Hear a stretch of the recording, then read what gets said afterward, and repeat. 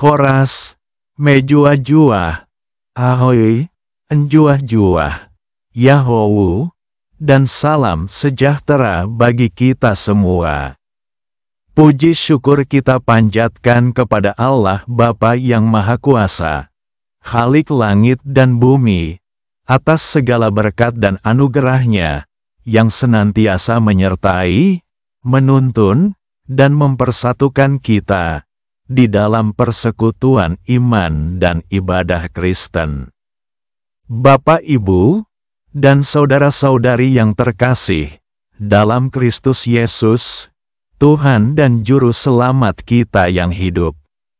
Adapun topik khotbah minggu, yang menjadi bahan renungan untuk menguatkan iman dan roh kepercayaan kita kepada Tuhan Yesus Kristus, serta untuk menyalakan semangat dalam rangka menjalankan aktivitas ibadah minggu ke-20 setelah Trinitatis, tanggal 13 Oktober tahun 2024, tertulis dalam kitab Habakuk 2 ayat 1 sampai ayat 4, dengan tema minggu, orang benar akan hidup oleh percayanya.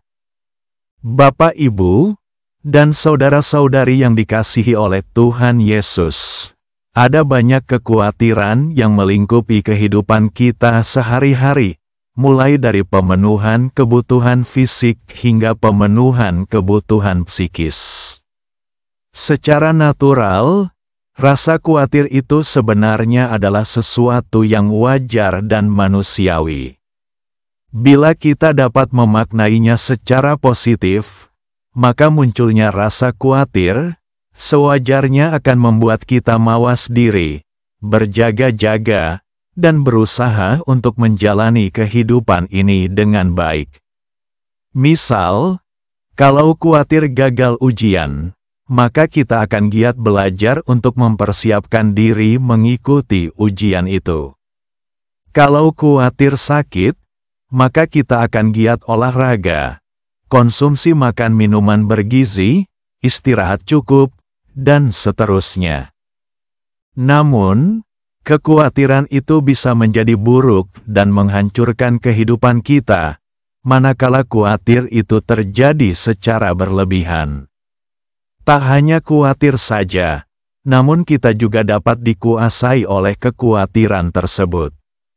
Sehingga, kekhawatiran sudah berubah menjadi ketakutan, dan menimbulkan penyakit psikis, berupa stres tingkat tinggi yang dapat mengakibatkan seseorang bunuh diri. Merasa takut gagal jadinya tidak pernah mencoba, takut kekurangan jadinya pelit, takut celaka jadinya tidak pergi kemana-mana, takut masa depan lalu orang jadi bunuh diri. Bahkan, sering karena kekhawatiran, orang melakukan tindakan-tindakan yang irasional, tindakan-tindakan yang tidak masuk akal, menimbun harta sebanyak-banyaknya hanya karena khawatir akan masa depan, menindas yang lain yang berbeda dengan dia, karena khawatir suatu saat tidak lagi jadi mayoritas, tidak jadi penguasa lagi lalu lawan-lawannya ditindak. Atau mendiskriminasi orang-orang tertentu karena ketakutan-ketakutan yang tidak beralasan. Kalau kita cermati dan baca kembali teks khotbah, atau jamita yang tertulis di Habakuk 2 ayat 1 sampai ayat 4, sangat kontras bahwa situasi yang dihadapi oleh umat pilihan Allah, yakni bangsa Israel, sedang mengalami ketidakadilan, kejahatan, kelaliman, penganiayaan, kekerasan, perbantahan, dan pertikaian. Tentu pada situasi yang demikian, dapat dimaklumi bagi siapapun yang menjalaninya akan mengalami kekhawatiran dan ketakutan. Melihat situasi itu, Nabi Habakuk mempertanyakan Tuhan yang tidak cukup tanggap menghentikan kekejaman yang terjadi, ataupun untuk melawan ketidakadilan Yehuda melalui pasukan Babel yang tanpa henti menindas umat yang dikasihinya.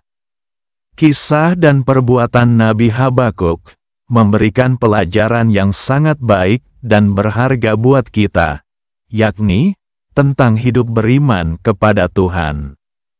Penuturan Habakuk kepada Tuhan adalah contoh yang baik bagaimana orang beriman itu berdoa, di mana doa itu diungkapkan oleh orang yang beriman.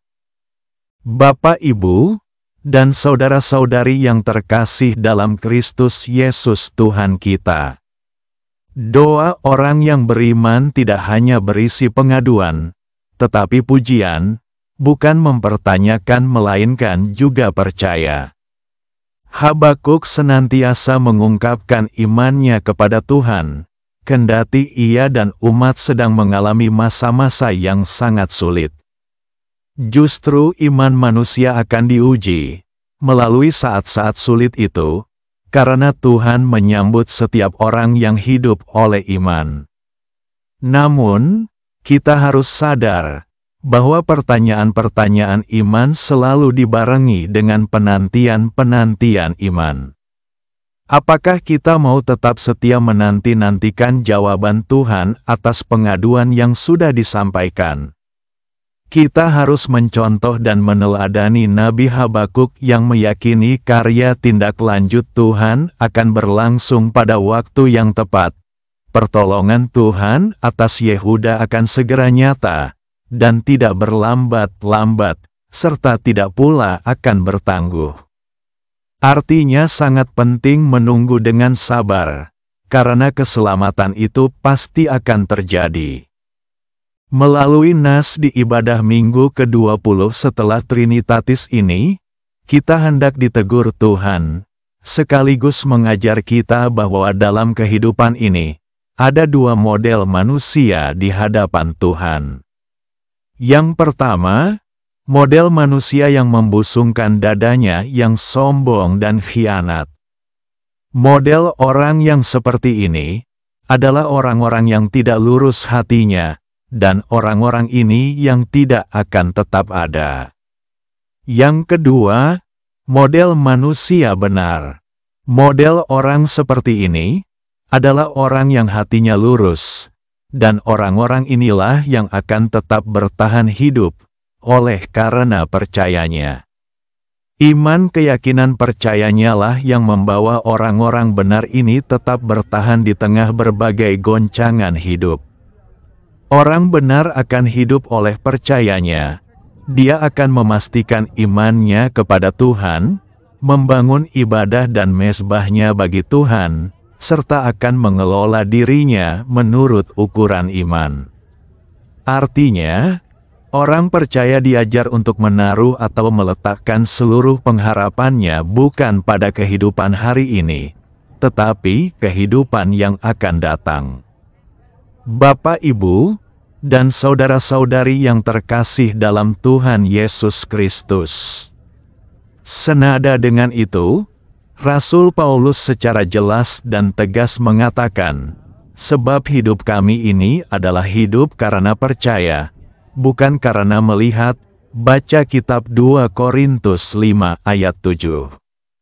Artinya, fokus hidup orang percaya bukan hanya pada ruang dan waktu di kehidupan hari ini saja, melainkan masa yang akan datang dan kehidupan kekal di sorga. Dengan demikian, penderitaan yang akan kita alami tidak menjadi sesuatu yang menyakitkan, apalagi sampai membuat kita bertindak menyangkali iman percaya kepada Yesus Kristus. Justru penderitaan yang dialami tersebut merupakan nilai lebih dalam kehidupan ini, yang mana akan membuat kita menjadi mulia atau terhormat. Pengharapan memperoleh kemuliaan di balik kehidupan orang percaya tersebut membuat kita menjadi teguh dan kokoh dalam menghadapi segala ancaman, gangguan, tantangan, dan hambatan yang begitu berat. Kita orang-orang Kristen yang hidup di zaman now, sangat rentan memikirkan dan mengutamakan hal-hal duniawi, yang terkadang tidak menaruh pengharapannya kepada kehidupan yang akan datang. Maka konsekuensi logisnya, kita tidak akan sanggup menghadapi segala ancaman, gangguan, tantangan, dan hambatan, seperti yang dialami gereja mula-mula. Jadi tak perlu heran, bila di zaman sekarang ini, orang-orang Kristen yang hidup hanya memikirkan duniawi seperti itu, tidak akan sanggup menghadapi serbuan pengaruh materialisme, dan berbagai godaan lainnya, untuk berbuat dosa, dan bahkan sangat gampang beralih iman untuk menyembah Allah lain. Bapak, Ibu, dan saudara-saudari yang dikasihi Yesus Kristus. Kalau kita cermati dan baca Roma 10 ayat 10, telah menginspirasi bahwa orang percaya menghadapi tantangan atau musuh dalam bentuk kekuatan dari Kekaisaran Romawi yang menyiksa dan menganiaya mereka secara fisik. Akan tetapi orang percaya pada waktu itu tetap kuat dan benar-benar dapat mengalahkan pergumulan mereka dalam aniaya tersebut dengan kesetiaan yang tinggi kepada Tuhan Yesus, sehingga mereka dapat setia sampai mati. Orang-orang Kristen pada masa tersebut tidak takut menderita, tidak takut menjadi miskin, dan terhina oleh kekuatan Roma. Lalu, bagaimana dengan kita? Dari kisah tersebut, kita dapat melihat jelas bahwa dengan keteguhan hati melawan tantangan, orang-orang Kristen di masa itu barulah menjadi pemenang dan dapat dikatakan sebagai pemenang. Demikian pula dengan kita, harus pula memiliki keteguhan hati, agar punya kekuatan melawan setiap ancaman, gangguan, tantangan, dan hambatan, sehingga dapat menjadi pemenang. Pemenang di sini maksudnya adalah orang percaya dapat menanggulangi tantangan dalam bentuk aniaya dan berbagai penderitaan tanpa mengorbankan iman kita. Sebaliknya akan menjadi semakin sempurna atau iman kita semakin murni. Setiap aniaya atau tantangan lain yang kita alami menjadi berkat kekal bagi kehidupan kita saat ini dan esok hari.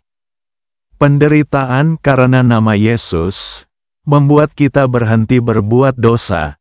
Baca 1 Petrus 4 ayat 1, dan akan dimuliakan bersama dengan Tuhan Yesus. Baca Roma 8 ayat 17.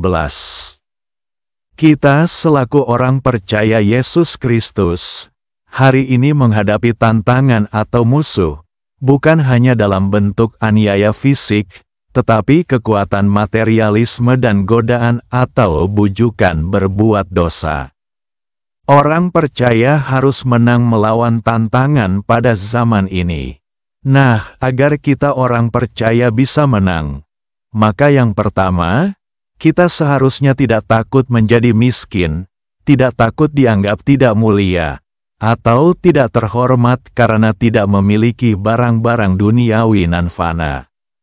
Yang kedua, kita selaku orang percaya seharusnya tidak takut menjadi orang yang tidak memiliki kebahagiaan dari dunia ini.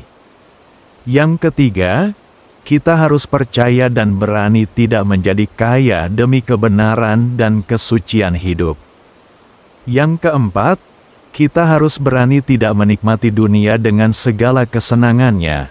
Dan yang terakhir, atau kelima, kita selaku orang percaya harus berani menolak dosa, walaupun ia merasakan ada sesuatu yang kurang dan hilang di dalam daging dan jiwanya. Selain hal itu, ada 3 hal yang perlu dibangun oleh kita selaku orang percaya. Jika ia mau memiliki kehidupan yang berkemenangan tak hanya untuk hari ini, melainkan juga untuk hari esok. Yang pertama, kita harus memantapkan keyakinan iman percaya di dalam Tuhan Yesus Kristus. Sebab iman adalah dasar yang sangat menentukan kuatnya bangunan hidup. Orang yang diselamatkan pertama-tama, bukan oleh karena perbuatannya atau kehebatannya, melainkan oleh karena imannya dan orang akan mengalami dan menerima segala sesuatu sesuai yang dia imani. Ingat, kita adalah orang-orang yang sudah dibenarkan oleh iman di dalam Yesus Kristus.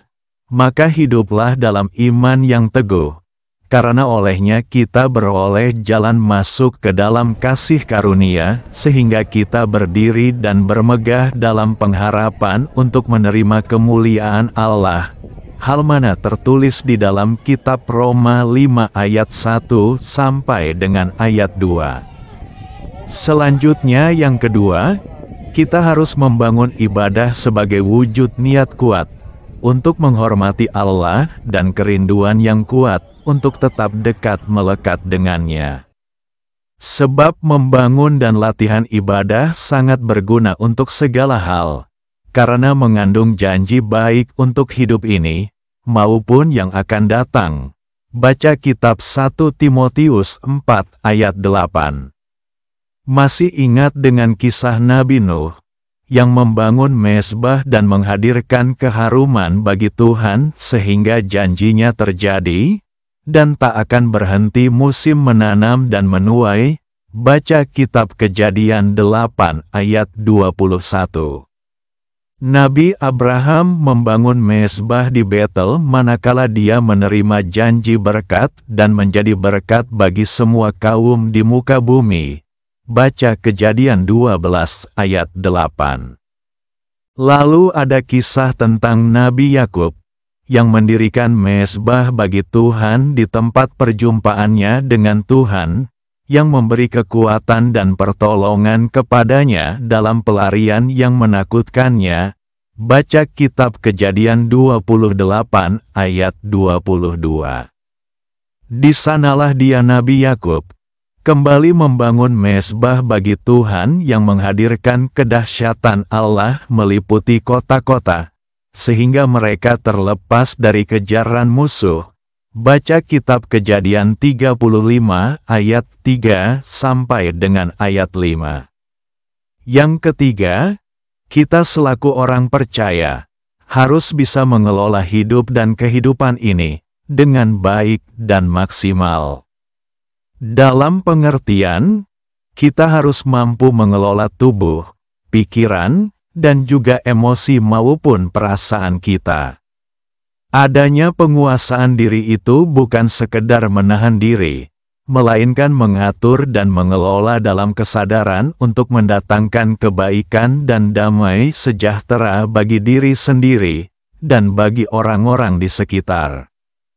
Memang, kita tidak bisa sepenuhnya mengendalikan apa yang terjadi di luar diri kita, sebagaimana yang kita mau dan harapkan. Namun yang bisa kita kendalikan dan kelola adalah diri kita sendiri, yang mencakup tubuh, pikiran, perasaan, dan perilaku kita sehari-hari. Sehingga berbagai situasi dan dinamika yang terjadi di luar diri kita, tidak sampai memunculkan kekhawatiran yang berlebihan terhadap aktivitas hidup, utamanya dalam kapasitas kita sebagai pelayan yang melayani Tuhan dan sesama. Rasa khawatir yang berlebihan tidak akan ada gunanya, selain membuat kehidupan kita menjadi suram, dan iman kepercayaan kita menjadi gersang dan lemah, karena enggan bersekutu dan beribadah ke gereja. Kekhawatiran juga membuat hidup kita sulit untuk tersenyum, dan bahkan akan kehilangan rasa sukacita. Jadi, jangan biarkan kekhawatiran itu memadamkan api semangat iman percaya dan merampas sukacita kita. Biarlah kekhawatiran yang kita alami berkembang memunculkan keyakinan kepercayaan bahwa Tuhan ada di tengah kehidupan kita, Tuhan menyertai kita, Tuhan menolong kita. Oleh karena itu, yakinlah bahwa Tuhan akan senantiasa menyertai dan menolong kita, sehingga kita tidak perlu khawatir secara berlebihan, mawas diri, berjaga-jaga. Mempersiapkan segala kemungkinan itu perlu, Tapi jangan sampai orang percaya kehilangan sukacita di dalam kehidupannya, sebab Tuhan Maha Baik, dan Tuhan menyertai kita. Marilah kita terus membangun iman percaya kita kepada Tuhan Yesus Kristus, maka kita akan beroleh kehidupan yang kekal. Demikian firman Allah. Semoga topik yang menjadi renungan ibadah minggu sebagaimana tertulis di kitab Habakuk 2 ayat 1 sampai ayat 4 ini, dapat menyalakan api iman percaya kita kepada Tuhan Yesus Kristus. Salam dari Hasudungan Silahen di Kota Medan, Provinsi Sumatera Utara. Shalom, Mejuah Juah, dan Horas Hubata Haganupan. Sampai jumpa.